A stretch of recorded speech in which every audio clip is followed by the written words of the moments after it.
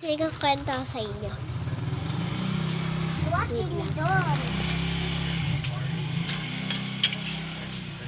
May kukwento ko sa inyo. Meron, di ba ka-classic Kayon? Villanueva. Sa Morning Villanueva. Diyan lang siya nakatira. Madami yung vlog niya. Masama di ba sa vlog niya. Tapos guys, yung ano yun, nandun kami kala Sayon, di ba nag-aate-atihan kami nun. Si Sayon yung ate, tapos ako ate, kasi nag-vlog kami nun, nagkukunyari-kunyari lang kami.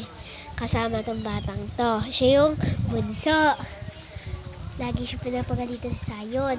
Tapos, biglang si Sayon daw, yung meron daw, ano yung kalisayan, meron daw yung katabing haunted house. Tapos, nung yung umalis daw kami nun ni Putoy, ito, yung batang yan. Sinunod lang sa kanya po, may isaya na. Tapos, bigla daw, nung may nakita daw siya doon sa may haunted house na may, ano daw yun, nakawitin ako doon. Para na si May. Tapos guys, abangan nyo ng part 2. Bye-bye. Great. Ha?